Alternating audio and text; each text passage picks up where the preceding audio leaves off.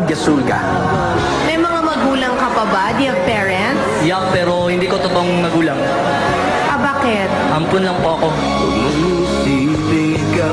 Ang sabi sa akin, yung magulang ko na yung mother ko, 17 years old, hindi daw niya alam ang gagawin kaya gusto niya akong patayin. Pero kaya nilagay na lang ako sa cellophane, nilagay sa malapit sa church. Meron pa akong mga puso. Naisip ko lang na anong ginawa niya sa akin pero wala tayong magawa kasi yan ang bumuhay sa atin. Salamat tayo. Sino nag-ampon sa'yo? Yung mga pastor, yung mga Sa simbahan? simbahan. Sa simbahan ka nakatira? Opo, sa likod. Simbahan. Oh, you're like Santino. Anong gagawin mo for us? Human beatbox. Good luck, Harold.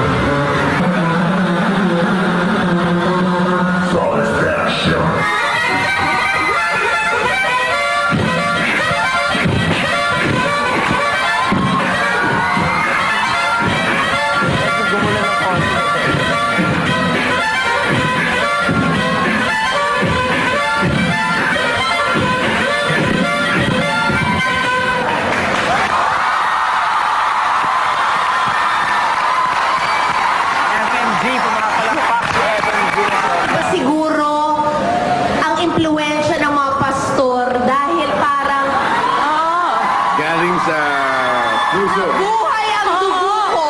At saka, yung umpisa mo, parang hindi ikaw. Parang robot talaga yung nagsasalita. Parang, nagulat ako. You're really amazing. Ang galing mo. Thank you, thank you.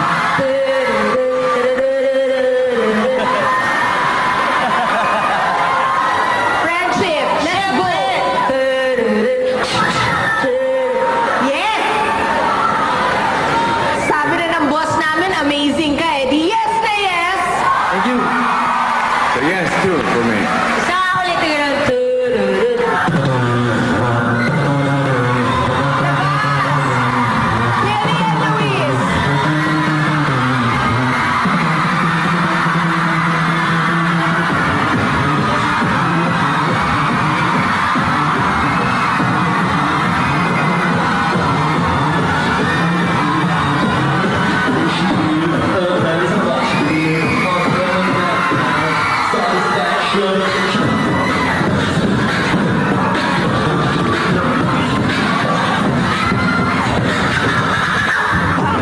Malapit kay bro at malupit ang talent. Yan ang perfect mix para kay Harold. Yes, Luis, naging yes na ang hatol ng ating judges. Kaya naman sari-saring tunog na ang naririnig natin.